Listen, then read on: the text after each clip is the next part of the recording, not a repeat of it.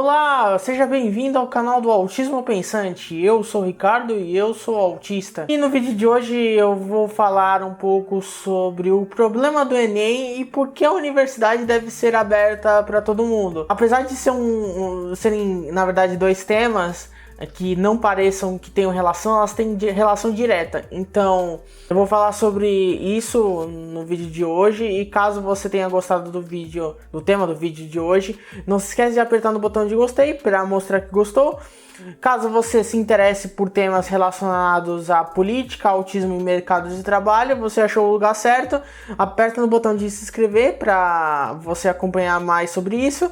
E caso você já seja recorrente no canal, cogite apoiar o trabalho do Autismo Pensante no catarse.me/Autismo Pensante. Lá tem vários benefícios para quem é doador mensal. Então vamos falar sobre a questão do problema do Enem, né?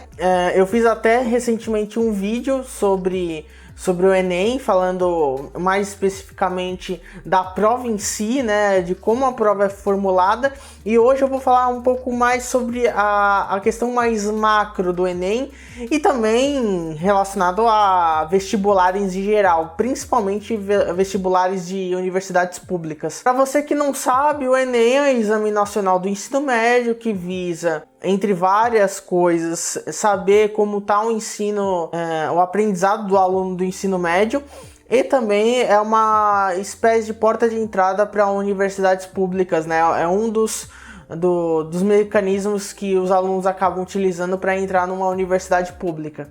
Agora a questão, o problema do Enem e do vestibular em si, né? Os vestibulares das universidades públicas especialmente, é que eles só são fomento a uma espécie de dominação de classe. O que é esse palavreado todo, né, que você acabou de falar, Ricardo? É que simplesmente o Enem ele só serve para manter uma espécie de controle social das camadas mais baixas e é só um paliativo para entrar numa universidade pública. Aí você se pergunta, mas não deve ter competição mesmo, porque não tem porque é preciso de um critério mesmo de entrar numa universidade pública, sei lá, um critério de inteligência. Assim, esse critério já existe, que é o diploma de ensino médio. Sim, exatamente. Com diploma de ensino médio, você já pode cursar uma universidade. Você não precisa necessariamente ter que fazer uma prova para fazer um curso superior em uma universidade. É que a questão é que existe uma espécie de controle por meio do Estado, por meio do capital também, usando esse artifício da meritocracia para fomentar uma competitividade inútil entre os alunos. E essa competitividade acaba mais prejudicando quem é da classe economicamente mais baixa, em comparação a quem, por exemplo, estudou sempre em escola particular, sempre teve uma alimentação adequada, uma alimentação saudável, sempre teve acesso a bens intelectuais. Por mais que o Enem seja utilizado como uma espécie de ascensão para a universidade, como muita gente da esquerda liberal acaba falando,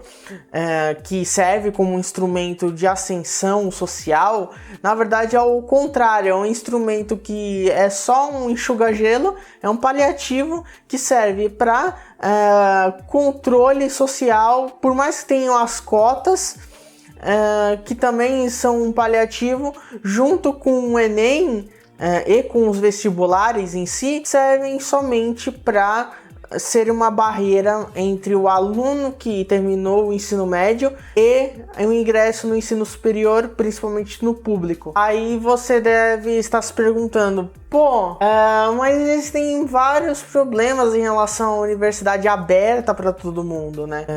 Primeiro, que o conceito de universidade aberta já existe. Aqui em alguns países sul-americanos já existe esse conceito, tanto que alguns brasileiros acabam estudando no ensino superior público fora do país, justamente porque há universidades que são realmente abertas para todo mundo. Mas vamos supor que não exista. Vamos supor que não exista universidade aberta para todo mundo em algum lugar do mundo. O primeiro argumento é que não há vaga para todo mundo. Esse argumento é até interessante porque muita gente acaba falando até com uma certa razão. O problema é que há dois tipos de ensino superior público, né? O EAD, o que está sendo bastante fomentado agora, e o ensino presencial. Vamos primeiro pelo mais fácil, que é o EAD. O EAD, basta você ter um servidor que aguente muito acesso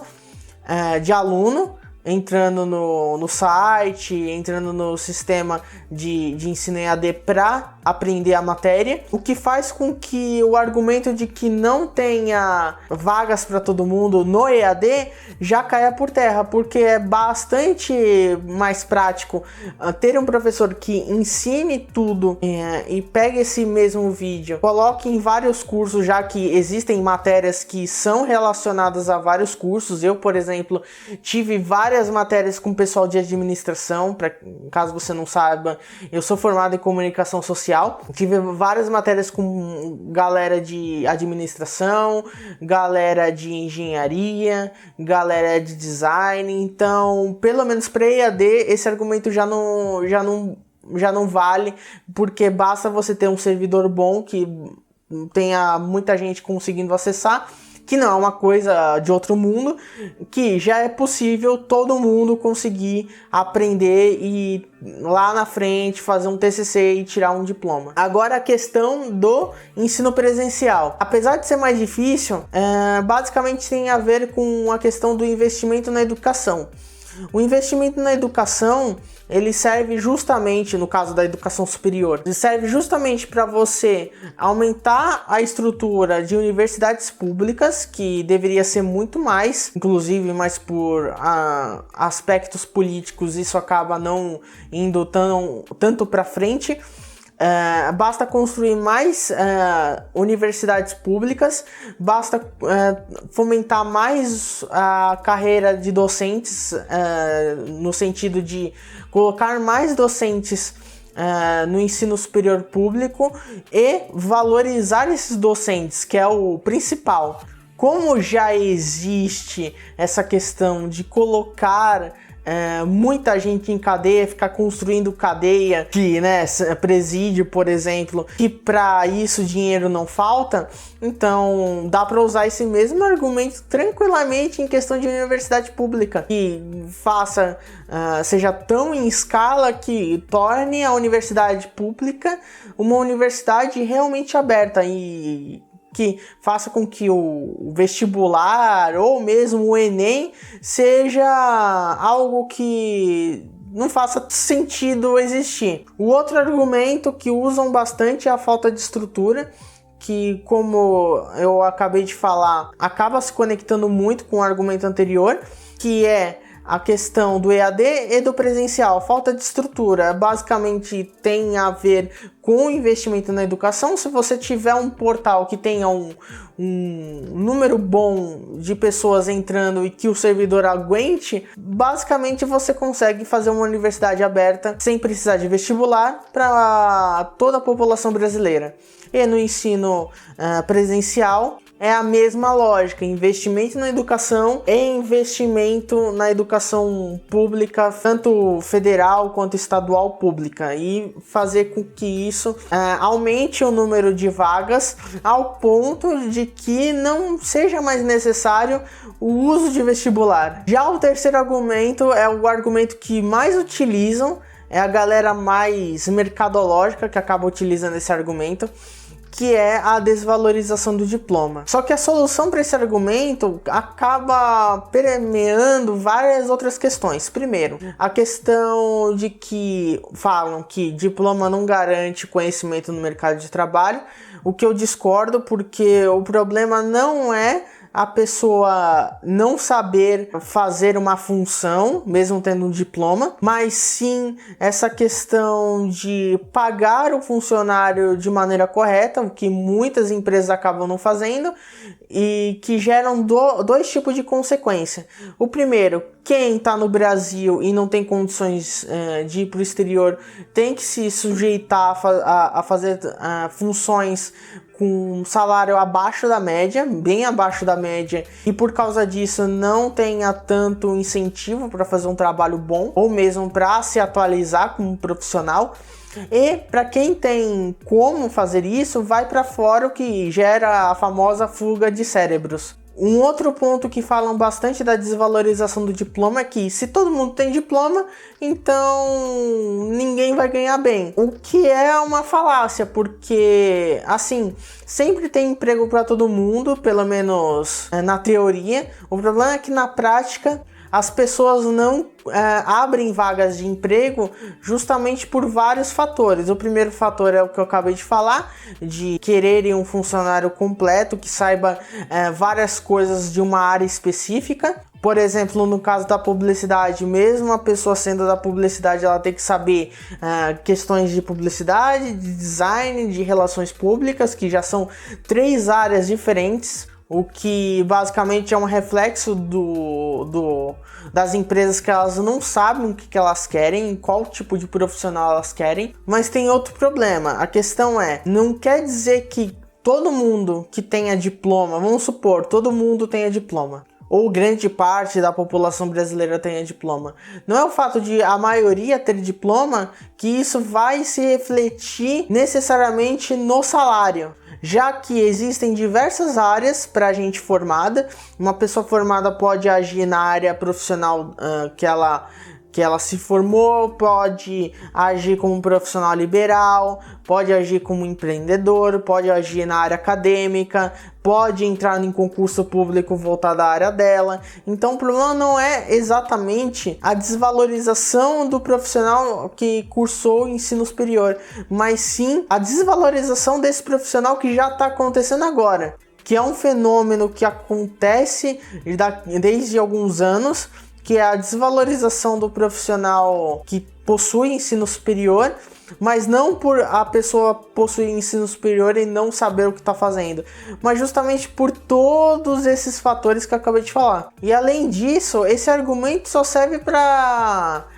perpetuar uma espécie de dominação de classes e uma opressão para classes menos abastadas, no caso. Classes sociais que possuem menos recursos financeiros e de saúde para estudar, por exemplo, para um vestibular ou para um Enem. Fora que, se todo mundo tiver um diploma de nível superior, isso quer dizer que as pessoas estudaram sobre suas respectivas áreas de uma maneira mais reflexiva, que é um conhecimento mais especializado de uma área específica, e com isso elas podem aplicar isso para diversas coisas, desde o mercado de trabalho até para questões mais sociais. O problema é a não valorização da educação, no caso que eu estou falando superior, mas também posso estender para a educação básica.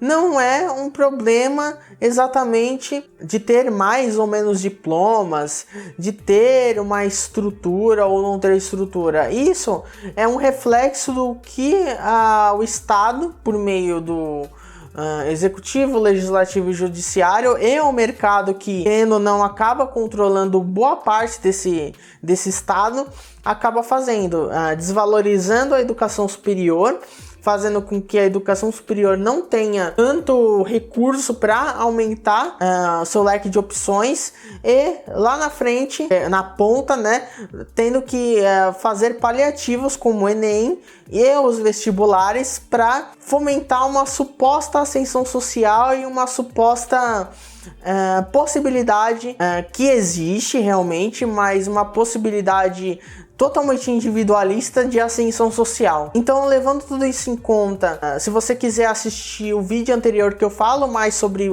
coisas pontuais da prova do Enem em si, eu vou deixar aqui no card para você dar uma olhada. E caso você queira comentar sobre o que eu falei no vídeo de hoje, comenta aqui embaixo o que eu falei sobre a questão da universidade ser aberta para todo mundo. Ou sobre a questão se o Enem é mesmo um paliativo ou não. Comente sim ou não aí embaixo. Não se esqueça de se inscrever no canal para continuar acompanhando as próximas atualizações. Se você quiser saber mais sobre pautas políticas de autismo e de mercado de trabalho. E cogite também, caso você queira, apoiar no catarse.me/autismopensante. Lá tem, você pode doar pelo menos uns R$5 mensais e com isso ter alguns benefícios, como grupo de WhatsApp, vlogs mensais e outras coisitas mais. Então é isso, espero muito que você tenha gostado. Nos vemos no próximo vídeo. Até a próxima, tchau!